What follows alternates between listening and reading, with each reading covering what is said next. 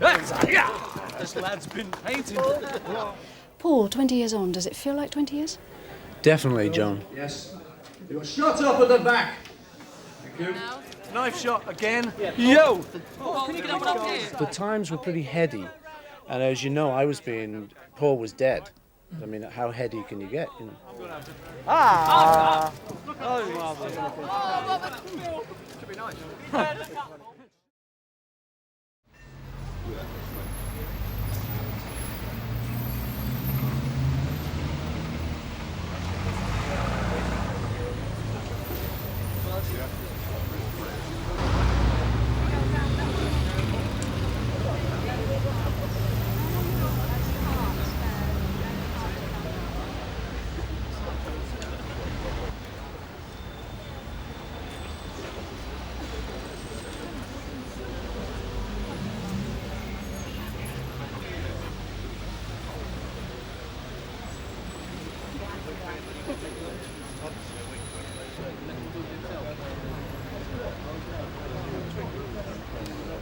You haven't got one of these new ones.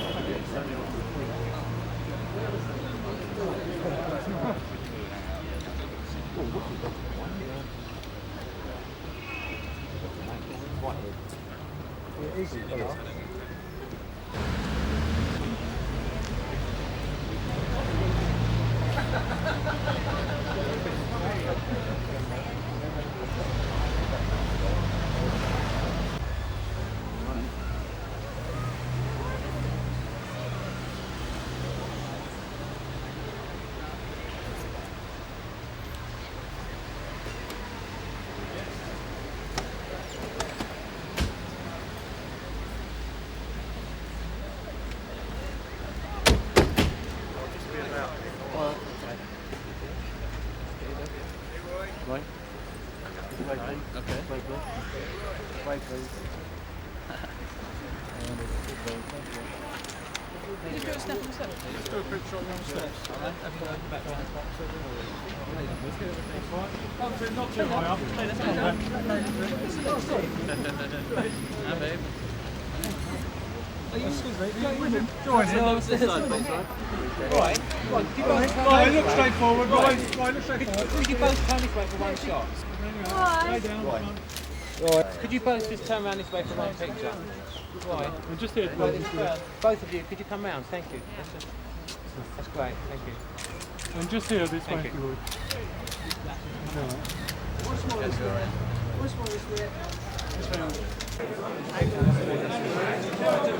Put the mic down.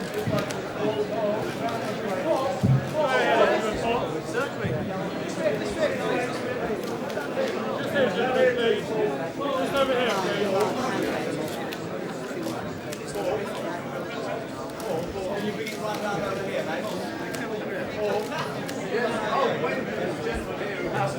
Full shirt. Excuse us.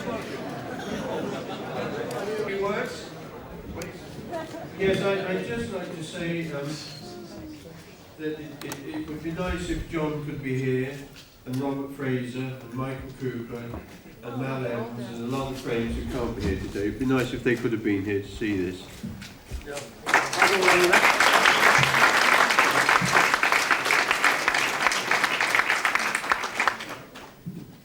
I have something for you, Mr. McCartney, which is a plaque to commemorate the release of the Sgt. Pepper CD today, the 1st of June 1987. But it's smaller than Peter's.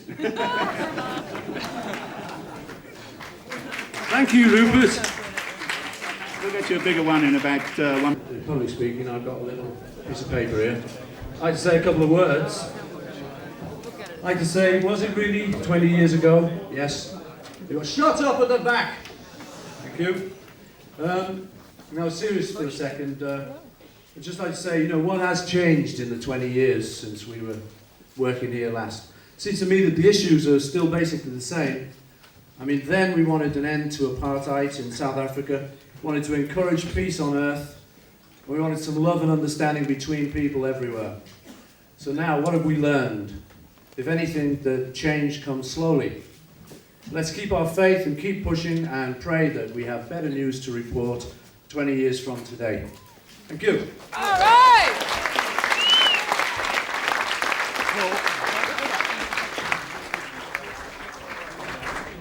Certainly, yeah. Where's Peter? Peter. Or Linda? Peter and Linda. George hasn't showed. He's Yeah, Linda.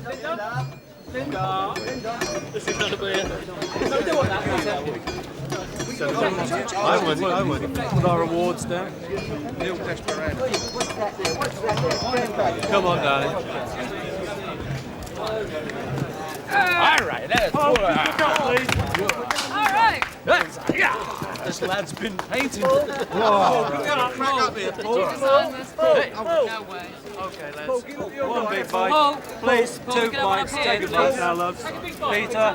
All right, there you go. See that? 20 years ago. He Yeah, I've got gum in goes mine back. now. Knife shot again. Yo! Paul, can you get up here? Up here, Paul. Can you get around there more? Certainly, yeah. Okay. Right. There it is. Hey, Paul. Lovely. And this is the piece here. Oh, what was in that this for a cake? living? Oh. Me too. Right, here we go. Oh, look at that. Oh, look at that. That's over here. Okay. Could we move round a bit, please? Could you move round that way? No chance. There we go. No, it's the bouncer. Watch out, he'll have you. Right, here, Lynn. Crazy. The raven. Right, lads, no fights, please. A bit more of that. That's it now, okay? It's your last chance. Thank you. Make them taste it. Really, yeah. Who wants a taste? Come on, who wants a taste? Come on, you want a taste? Yeah. Beats a black eye anyway. You want a taste? Okay, I'm going to have to. Oh, marvellous. Should be nice. It should be. It's all right. That's fabulous. There you go, lad. All right. Thanks a lot. Next week in my cookery programme. Yeah, nice one for you. Certainly. Linda, keep with it. There we go, then. Knife, the cake. Wonderful. That's one. Okay, lads, that's it. See ya. Thank you. Picture this. Shoot the DJ. Shoot the DJ. Thank you. Bye. They were right. It is a crazy. So have you got?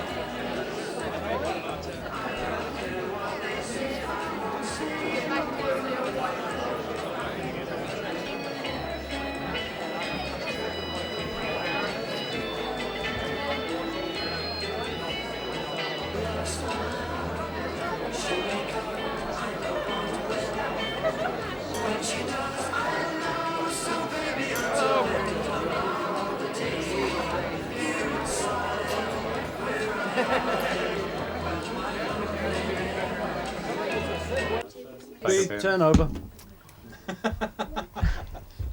This is news, not feature films. I get carried away, John. Yeah, no. Are you running? You okay? Yeah, finger like. Paul, 20 years on, does it feel like 20 years? Definitely, John. It does. Well, you look marvellous. Why does it feel like 20 years? Well, 20 years have gone by and, you know, it's 4 kids later for me. So you feel that kind of stuff. But I'm having a good time. But most people would say it feels just like yesterday. Feels just like yesterday. Okay, we'll start the interview again. No, let's not. Let's Joan, go on. Does it feel like yesterday or does it feel No, really, it doesn't feel like yesterday. It feels exactly 20 years ago. What can I tell you, you know? Fine, if it feels like 20 years, that's fine. No, it feels great and everything, but as I say, you know, a lot's happened in that time, and you know, I've made a lot of music since then, and the group's broken up and things like that, so it couldn't feel the same, could it? Does it feel dated in that case? The music itself, it's inevitably dated for the technical aspect, because we didn't have the equipment that you have these days. But I don't really think, I think it still sounds fresh to me. Still reminds me of that summer. And I listened to a cassette recently, you know, and before all of this hubbub was kind of blowing up, just for my own pleasure, and I really did like the album. Do you listen to it much? It was the first time for a long time I listened to it, but I had a 2-hour car journey, so I got the cassette out to listen to it, and I really did enjoy it. Honest. And it still feels fresh to you?